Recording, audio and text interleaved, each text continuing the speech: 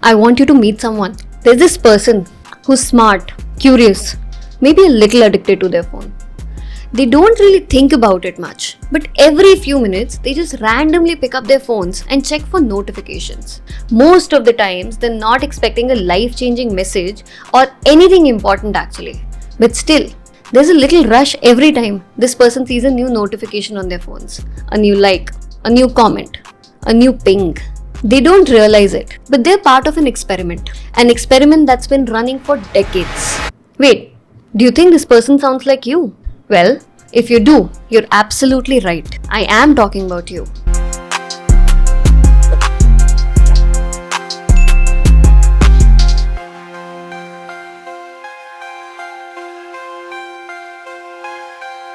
Let's go back a few years in your life. You're a young child, you go to school, you get a good score on a test. Or let's say you won at a competition. Naturally, your parents are thrilled. They take you out for ice cream or pizza or whatever is it that you like. It feels good, right? And the next time, the same thing happens. Perfect score, winning a competition, more ice cream or more pizza. Now, what is happening in the background is your brain started connecting the dot. It says to itself, do well in school or win a competition, get a reward. And just like that, without even realizing it, you formed a habit, trying to do better than before for a better reward. Fast forward to today. No more ice cream, no more report cards, no more school competitions. But guess what? The pattern you had formed as a child never stopped. The rewards just changed. They just transformed. Now it's likes, comments, that little rush when someone texts back. You're not choosing to check your phone.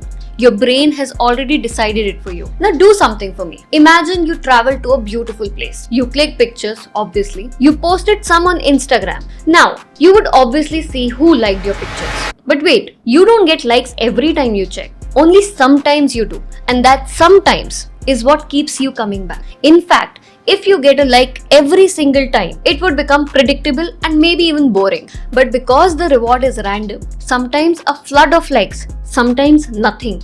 You keep checking, just in case. It's the same reason people refresh their emails, hoping for good news, or keep scrolling through reels, thinking the next video might be amazing. That unpredictability is what makes it so addictive. We are being trained every day. We are getting new rewards, learning new behaviors. But the question is, who's training us? Literally every app on your phone. Tech companies intentionally design apps to keep you hooked using psychological tricks. They're training you to keep coming back to their app. Social media keeps you checking with unpredictable likes. That autoplay feature on Netflix so you don't stop watching. The fake urgency of limited pieces left on shopping apps makes you buy now. Discounts on food delivery so you order more. Urgent news or emails so you open them. There are endless examples. Now don't get me wrong, of course these are great marketing tactics, but what does it mean psychologically for us?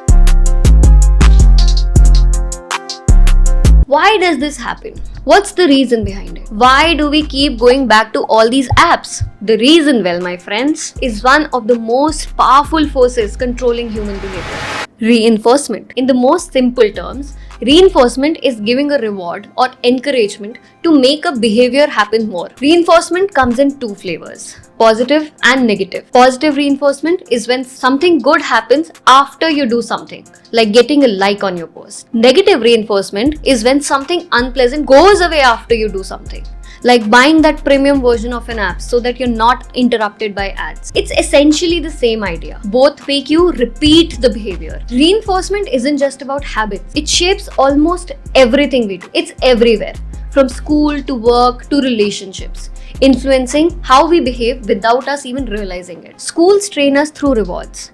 Gold stars and stickers are given to kids for good behavior or completing tasks. High grades reward effort and performance, reinforcing studying and hard work. Praise from teachers encourages participation and engagement. Detention or loss of privileges, however, makes students work harder or behave better to avoid that punishment. Even your workplace reinforces productivity. Employees work harder because they know Good performance leads to better pay and status.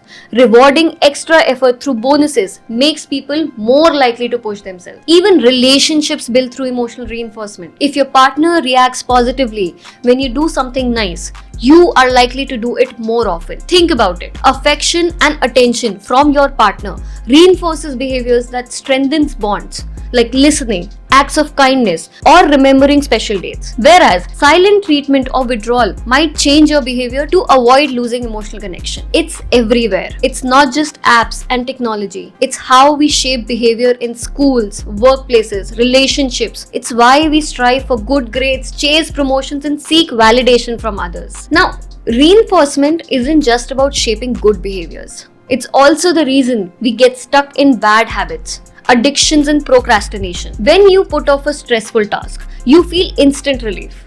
No pressure, no stress. At least for the moment. That relief is actually negative reinforcement at work. Your brain learns that avoiding the task makes you feel better. So next time, you delay again. Before you know it, procrastination becomes automatic. Not because you're lazy, but because you've unknowingly trained yourself to avoid discomfort. Even small habits form this way. Biting your nails when you're nervous, snacking when you're bored, staying up late to binge watch one more episode. These behaviors start as occasional actions but get reinforced every time they bring even a tiny sense of comfort. The scary part is that reinforcement doesn't care if a habit is good or bad. It just strengthens whatever gets rewarded. Now, this is reinforcement. It's shaping your life right now. The world is constantly training us. You are constantly training yourself, whether you notice it or not. The only question is, are you in control? Okay, now let's talk about who figured this all out. Who designed the experiments that revealed how reinforcement controls behavior? Meet B.F. Skinner, the psychologist who didn't just study behavior, he changed it. In the 1930s, Skinner designed a special machine called the Skinner box. He placed a hungry rat inside a box. The box had a lever that, when pressed, would release a food pellet. At first, the animal pressed the lever accidentally. But once it got food, it learned to keep pressing. Over time, the rat associated pressing the lever with getting a reward, reinforcing the behavior. Skinner found that behavior is not random. It's shaped by rewards and consequences. Skinner's work changed everything, from how we teach to how we work to how companies keep us hooked on their products. But now that you know how reinforcement works, you can take control. Now that you see how reinforcement shapes your life, what will you do with it? You want to break a bad habit? Start rewarding yourself for small wins. You want to be more productive? Reinforce the right behaviors. The power of reinforcement is everywhere. But now it's in your hands. Now before I go, I want you to do your thing. What's that one habit you've reinforced without realizing? Comment below.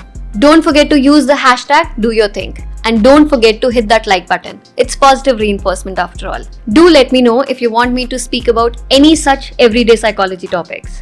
Till then, do your thing.